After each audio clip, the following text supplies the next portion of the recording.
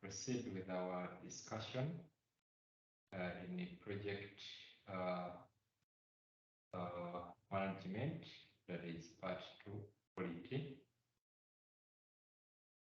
Project quality management, part 2, which is a continuation of part 1. Yeah. When we talk about to perform quality assurance, like I told you, organizational processes, asset updates, change requests, project management plan updates, and project document. All those ones are done during the quality assurance. Yeah, some actually organizations have a full department for quality assurance that periodically runs through the developing application to check whether this particular project being worked on conforms to the issues, to the requirements that were specified by the intended users of the application. So in this case, you always have to give much attention to such. For example, in some states or in some countries, like actually in some regions like Europe, for a certain application to be applied or to be used, it must have certain rules, certain guidelines, certain places it conforms to, so that it is able to be used by the what? By the EU people. But also, let me give you a small one here. For example, as you can see that there is this application. Let me just try to log into this application and I'll show you something small. That this is a set standard that each and every application, for example, that is responsible for managing patients' details, patients' data, must comply to this. Let me first show you something small to see that quality assurance is very key, where each and every application must run line with what was said, basically by the intended users or stakeholders, because even government has policies that it can put in place whereby each and every application that runs within their jurisdiction must comply to. So now, when you look at this is a dental application, but before a user goes on check or interact with any details, they are asked and actually warned. There is this confidentiality warning. You are dealing with private sensitive patient information, so you have to handle it with care, meaning that once you accept, so you take the responsibility, you are liable.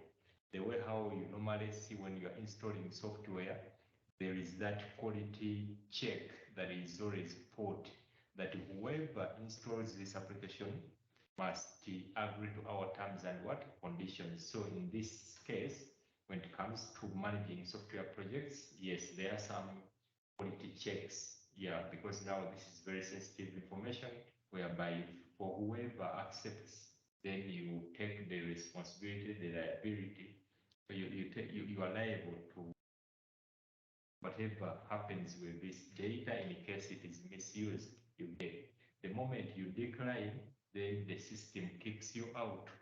Yeah, but the moment you go on to accept, that means then they can give you access, and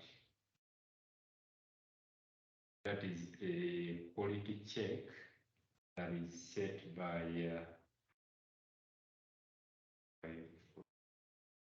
818. Yeah, so when you accept it, then you can proceed to do what? Access whatever kind of data you have for this particular patients, so long as you are able to do what? To know the sensitivity of that particular particular information you are trying to do what deal with.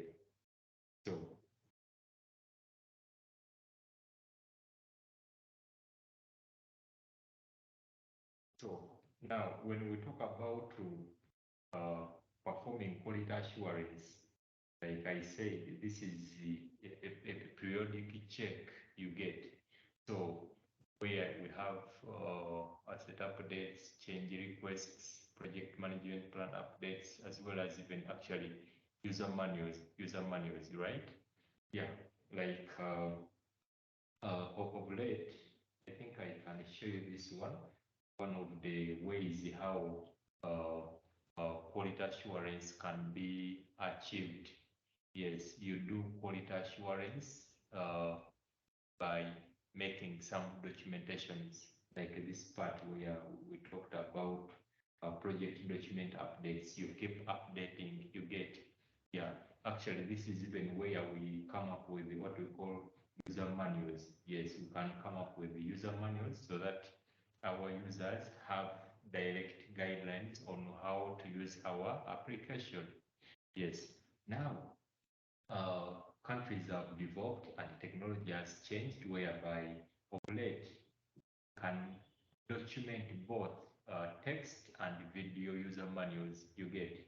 Yeah, I think I can show you some examples here. For example, if this is the application, so what we can do, let me first go back here to the dashboard, but I can make some video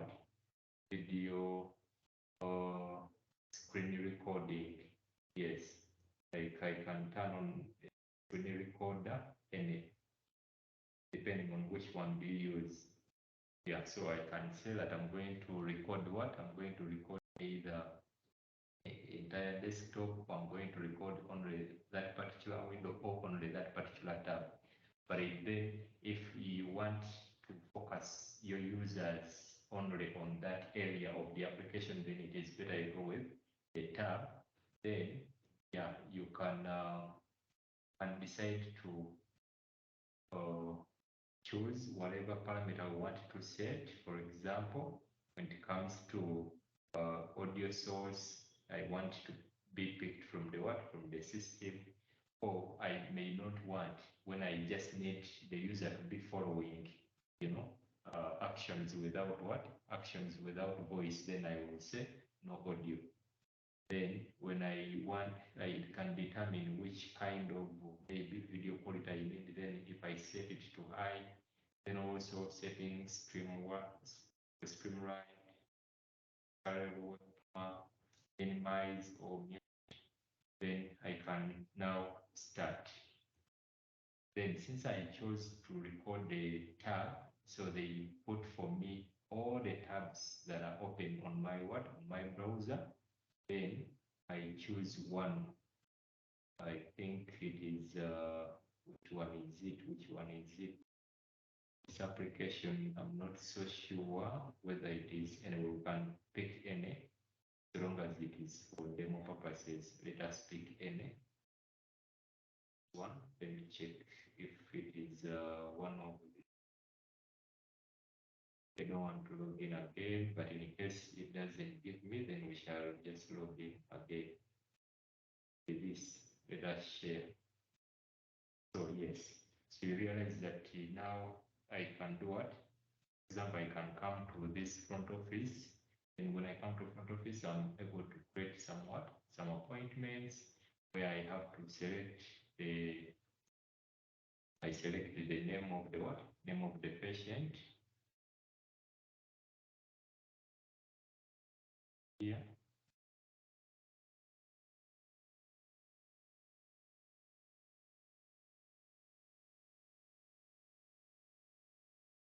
Select the treatment type, I select the doctor, like somewhere. Then they are going to return for me somewhere slots. For example, yeah, I can choose this last one. After that is chosen from this scheduling assistant. I think this is the one, but let me just confirm this.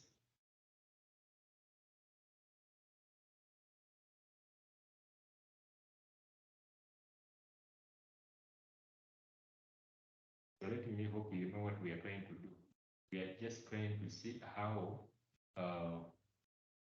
users can make quality assurance, and since one of the tasks you have to perform is documenting, so we are trying to do better documentation. This time around, we are not using text, but rather we are doing what? We are making a screen recording of the what? Now you see this appointment has been done what? Added. Then I can move it, or that is maybe to check in only that then this particular patient is already here, so it cannot. But anyway, our target was to see how we can make documentation by recording, so we can stop sharing. Let's come here.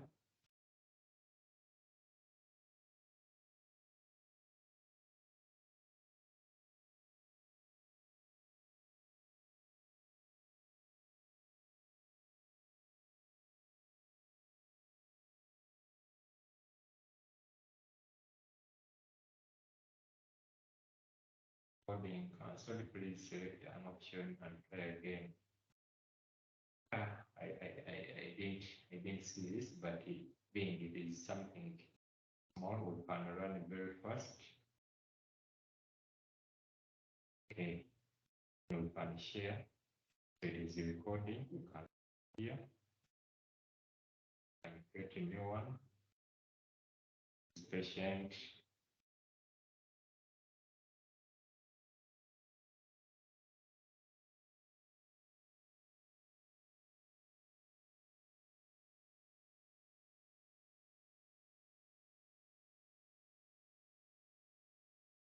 Then click the slot here. This one. Then we can come to create what? Appointment.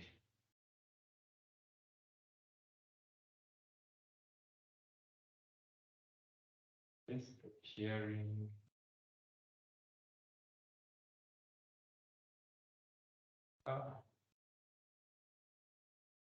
This screen recorder has some issues which I don't want to troubleshoot at the moment because we have enough time. But I was just showing you. Of course, that is not the only screen recorder. I know you also have your own. So I was just telling you the way how you can make various documentation. Yeah, previously we could only document using text, but since majority of the people actually don't like maybe reading, over reading. So, but when you put something like a video clip, which is short, so it helps them to do what? Follow the process on how to perform activities on your project. So that is one of them. Yeah. That is the what? The assurance.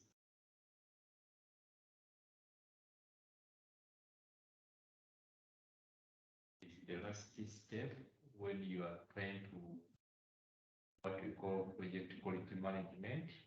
So in this case, we perform quality control. Now, in performing quality control, we basically at quality control measurements, whereby you validate the changes. Validating is to see if, for example, a certain data type, you know,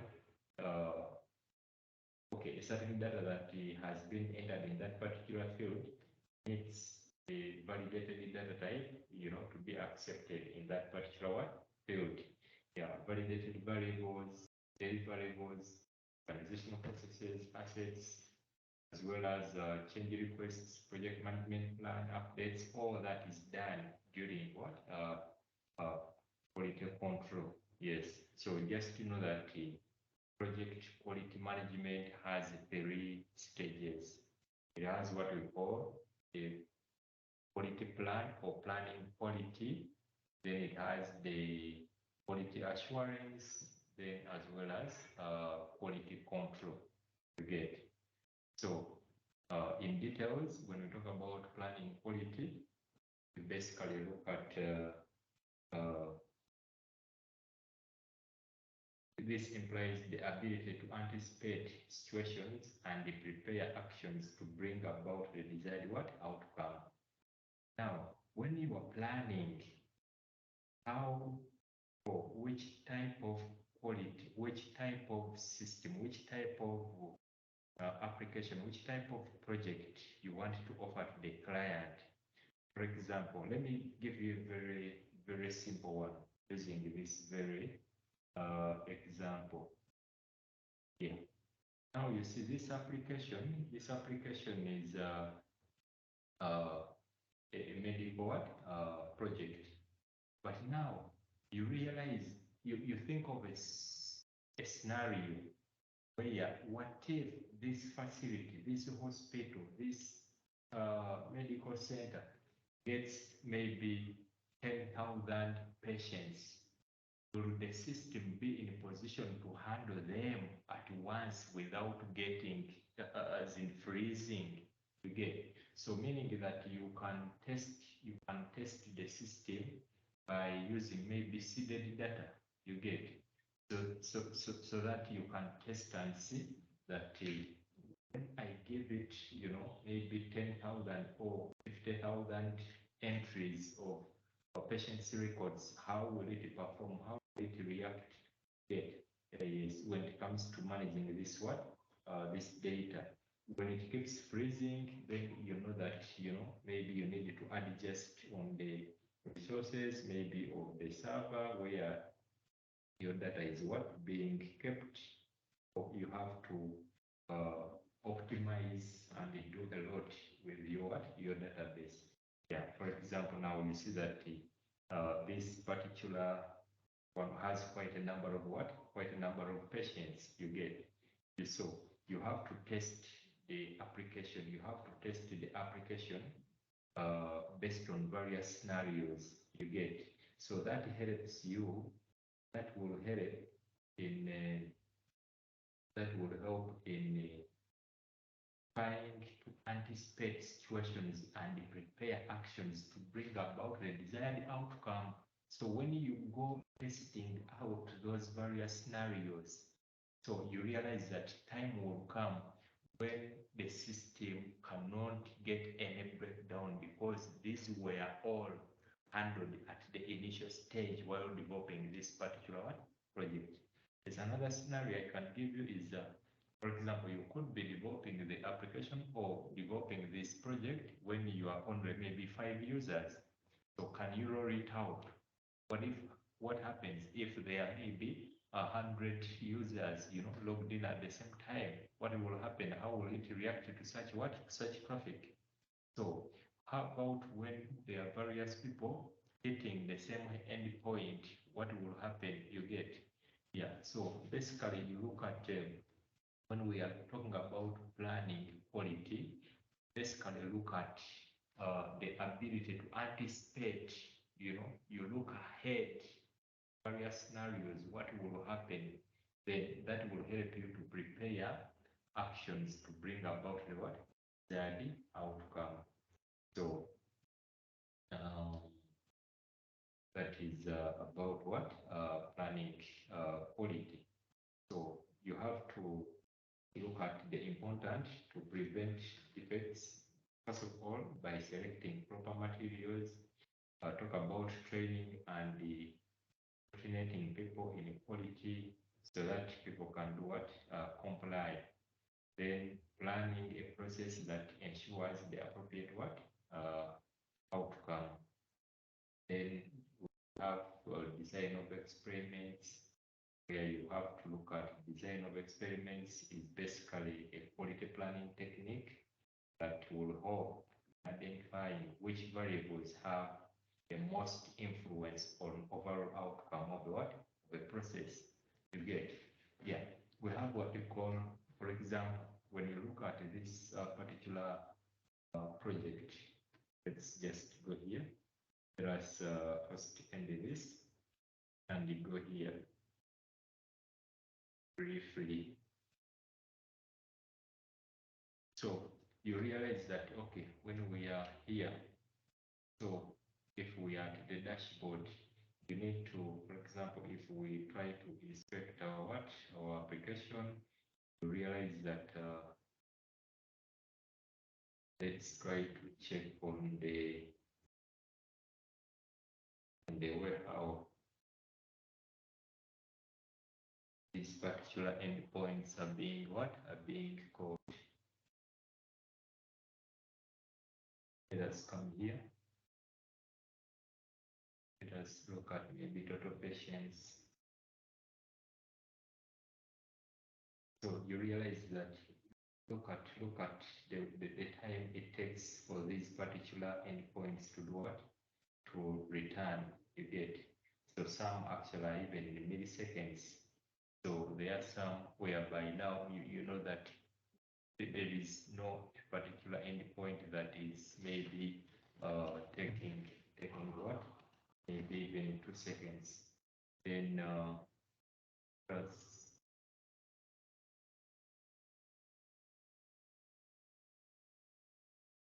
example, if I try to navigate through this what? This pagination.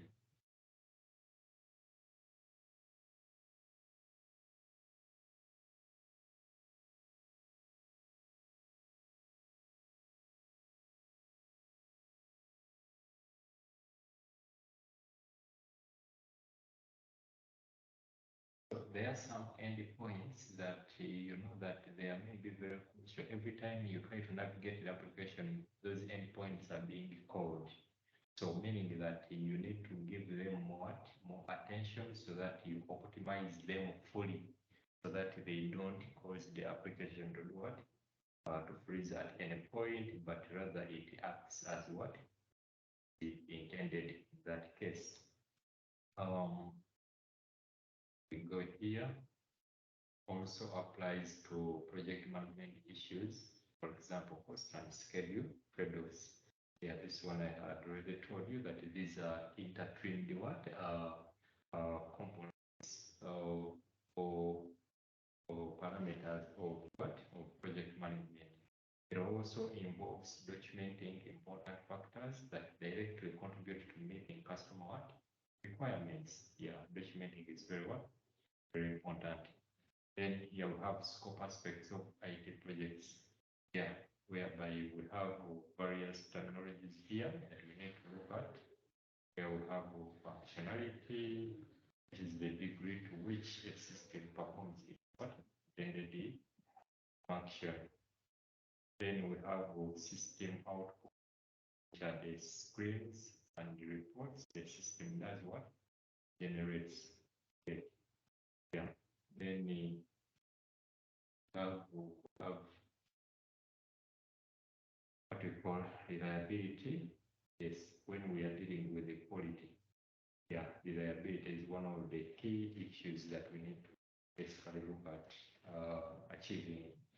And reliability is the ability of the product or service to perform as expected under normal conditions. That every time you need access or to buy airtime using your mobile money account, can you achieve this? So note that maybe sometimes you go there and then you receive when you dial maybe *185 or *165 hash, then you receive maybe network error. So, but we need to create systems which are reliable in nature, whereby every time the product has to perform as expected under normal conditions. Okay. So then we look at features and the system special characteristics that appeal to what? To users. Then performance addresses how well the product or service performs customer one intended use. Also have what we call maintainability, which addresses the ease of maintenance or product. Yes, maintainability is very key when it comes to managing what software projects. who's responsible for the quality of an information system project? It is a question, but also with an answer that I need you to do, but also to put much in. In all organizations, a major person who is responsible in ensuring that an information system project forms with the set specifications or requirements, or in ensuring that the project is accomplished with the quality that is intended, is basically the project what? The project manager. So these are ultimately responsible for quality management of their what? Their projects. So you realize that several organizations and references can help project managers and their team understand what? Quality. So that is according to IEEE as well as ISO. They all confirm that. So how do we now go to step number 2 of assurance or performing quality assurance? Remember, the first one is quality planning or plan quality. Then number 2 is what? Performing quality assurance before we go to quality control. Now, quality assurance, it includes all activities related to satisfying the relevant quality standards for what? The project. Projects have what? Standards. Yeah, that is like we can have actually basic standards. Yeah, that at least if a project to be usable, it must be in position to do this, must be in position to do this, you get. So those are quality assurance. Another goal of quality assurance is continuous quality improvement. Yes, you see, actually, even at your university, you know very well there is a quality assurance department, you know, fully dedicated to ensure that there is a continuous quality improvement in teaching and learning at what? At the university.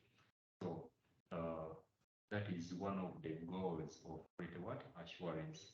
So we have what we call benchmarking, which generates ideas for quality improvements by comparing specific project practices or product characteristics to those what projects. Now, the easiest way to develop a project very fast is by benchmarking. When you benchmark, because in most cases we come up with the projects which are already existing, like which are performing similarly or performing somehow like the ones that are already existing. You see, you can come up with a system by looking at the gaps that the existing ones have. But then there are some that will have some unique features that you may need to borrow, get, yeah, and then include in yours, you get. So that is benchmarking. Look at the way how the other maybe scheduling assistant works. Then when you go to another system, you look at the way how they perform this, you get. For example, when it comes to maybe onboarding or registering, you realize that when you don't have maybe an account with the maybe Gmail, when you go to www.gmail.com, the same form may be retried before you register, maybe the same form that maybe even Yahoo uses, maybe the same form that Zogmail uses, because these ones benchmark from one another, you get. So that is why you see even the KYCs they require from customer or the user are almost the same, you get. So you may have a medical system or project here, but now the same requirements, the same KYCs you need from the patients, the same that a particular other project will also need from them. So benchmarking is one of those practices or techniques that you have to embrace, that is come up with quality projects. Quality audit is basically a structured what? Basically a structured review specific quality management activities that help identify lessons learned that could improve performance on current or future what? Future projects. A quality audit, meaning that you, based on the existing ones, you check them to see what standards, how are they doing what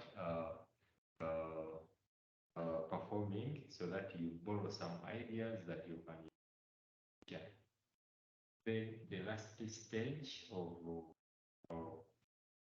quality project management is basically quality control. The main output of quality control,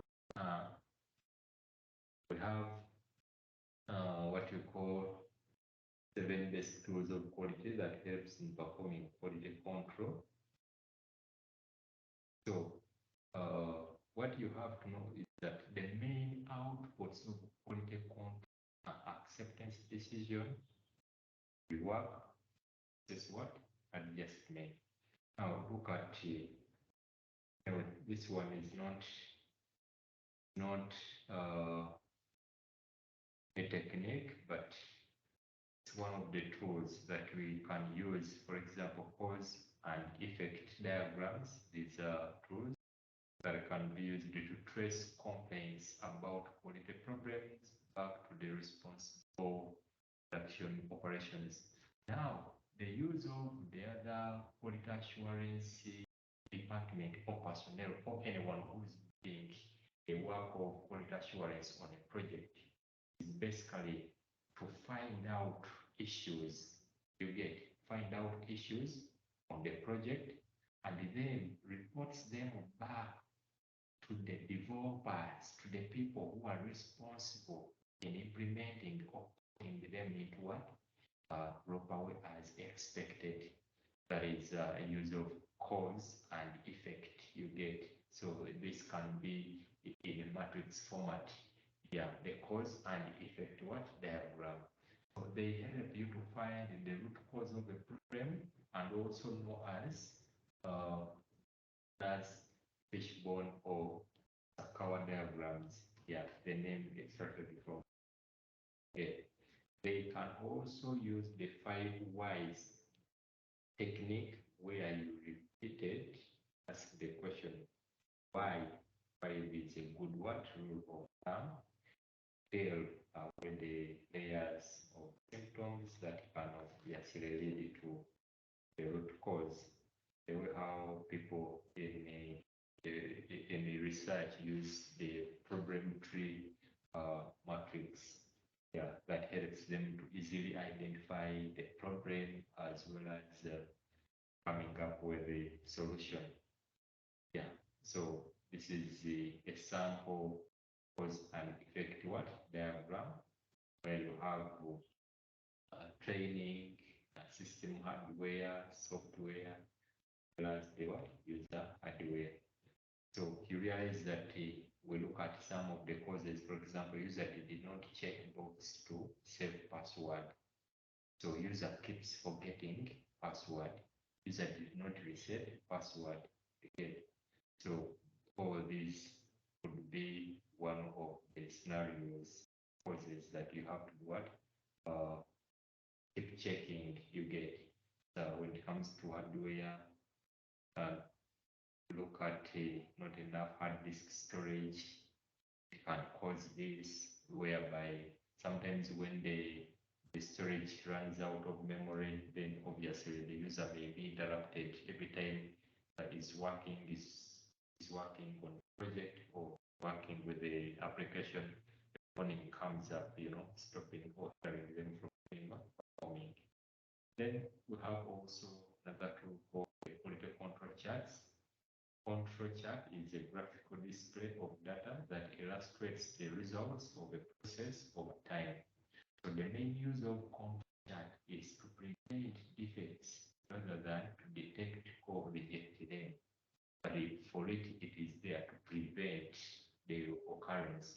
obviously the prevention is better than cure. That is why this control chart tool is regarded to be one of the best debate because it doesn't allow the occurrence happen, but rather prevent it.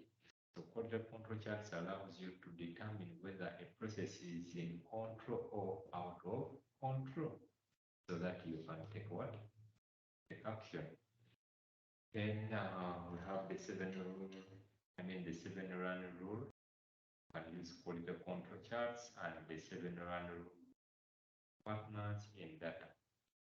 The 7 run rule states that if 7 data points in a row are all below the mean, above the mean, or are all increasing or decreasing, that is like when all of them are either increasing or decreasing, then the process needs to be examined before non-random problems get. So because there has to be an issue. For example, look at this. So we have some denotes violation of 7 run rule against the what? The time dimension. So we have some upper specific limits, which is 12.0, a control limit, which is 0.9. It is 12 actually 0.09, yes. Then we also have the lower specification limit, which is 11.90. So you will go through this. It is a technique that you can use. Then we also have another one called the scatter diagram, which helps to show if there is a relationship between two variables. So the closer data points are the diagonal line, the more closely the two variables are basically related. Yes, just know that. For example, if we are to consider age of respondent against user satisfaction rating, for example, the people who are above maybe 50 normally have satisfaction levels of 2.58. Then those who are above 30, actually 35, 36, their satisfaction rating is always at what? At 3. So on.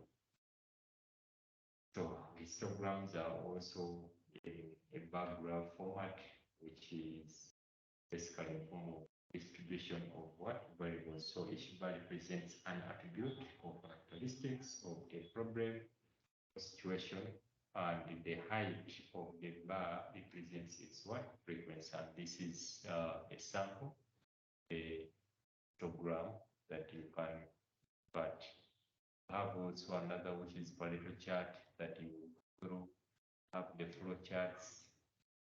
Then the flow chart, these ones you have at least done them. Then for example, if we have delivery of acceptance request, as you know, be in the request, so a route to appropriate decision makers is taken. Once this is a true, then you sign approve.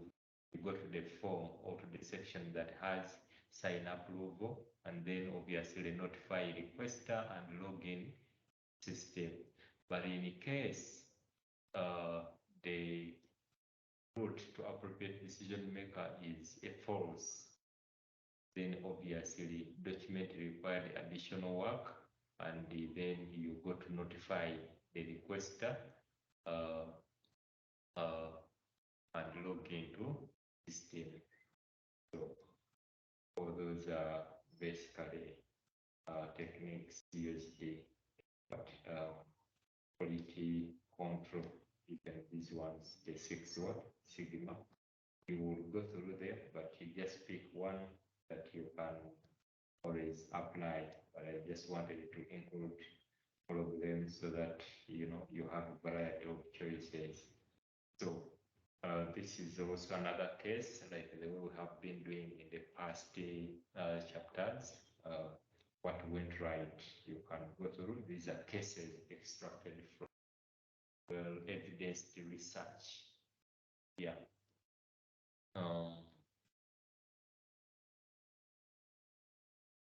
That's all about Sigma. We have the 69 of quality. 69s of quality is also a measure of quality control, which equal default in what 1 million opportunities. So all these are just quality control techniques that you can employ and work out. So many IT professions think of testing as a stage that comes near the end of IT product development. So testing should be done during almost every phase of the information system or information technology product development life cycle. Yeah. Majorly check for quality through through testing. Yeah. So that is why it is recommended that almost at each and every stage you do carry out a test to check if the quality is being handled as expected. Now, one of the ways how we carry out tests of the project is by performing what we call unit testing. Like we have various types of testing, the application or testing the software system or project. We have what we call unit testing, which tests each individual component of a program to ensure it is as defect free as possible, as long as there is no issue in that particular section. For example, if we have this entire system, but with various modules, the way how you see it as a dashboard, it has maybe front office, it has a doctor, it has patients, it has calendar, it has maybe billing, it has reports, and so on. So you realize that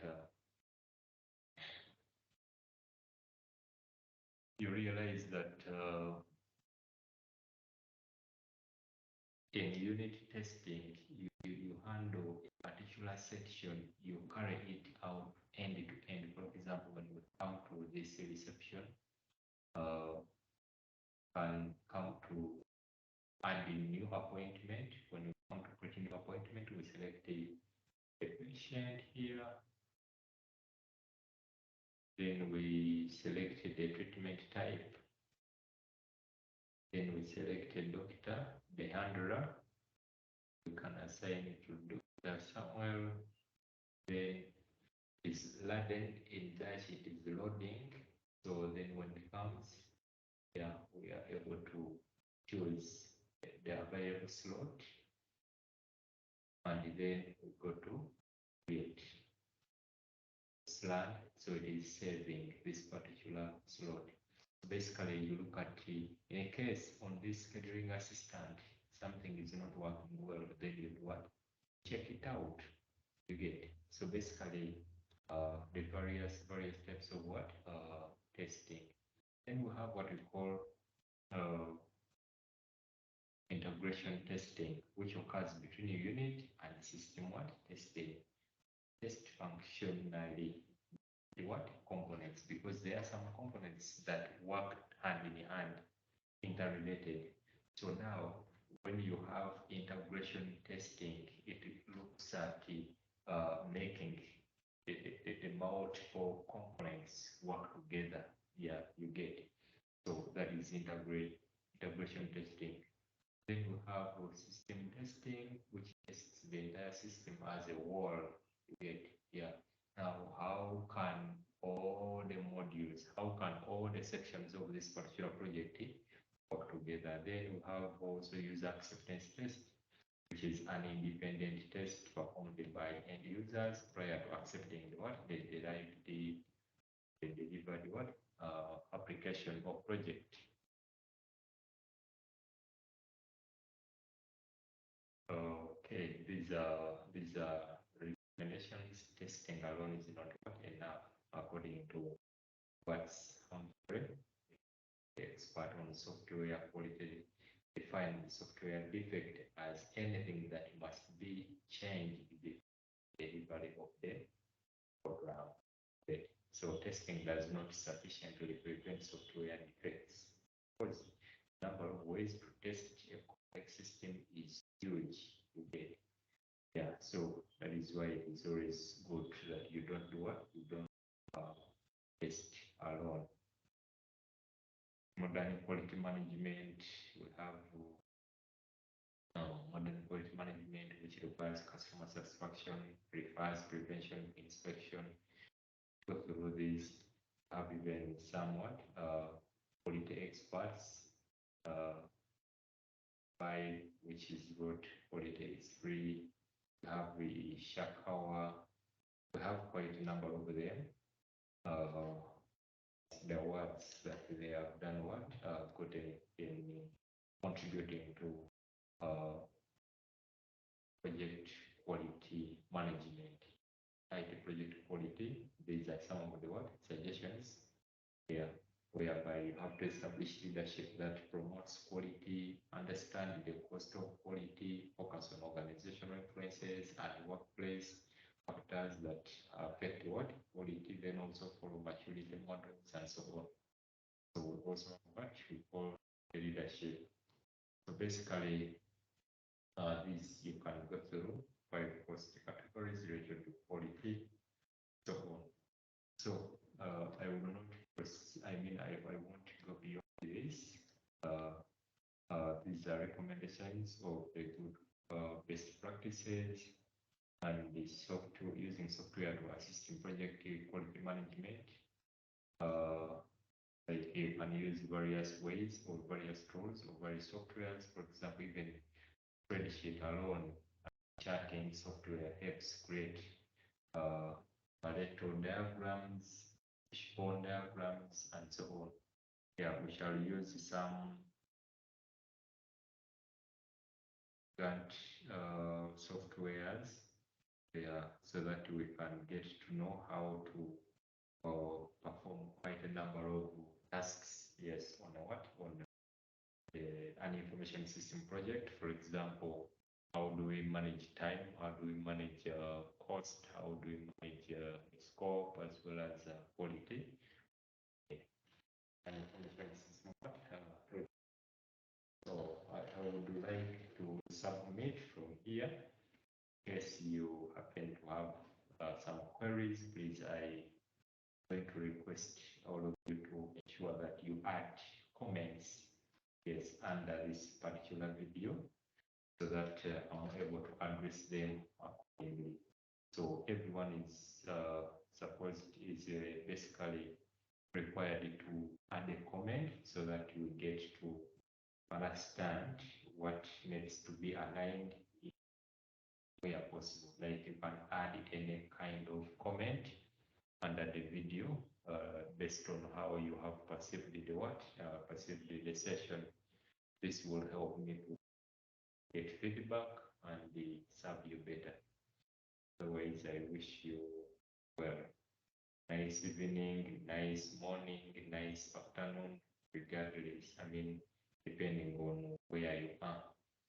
Otherwise, allow me to terminate from here.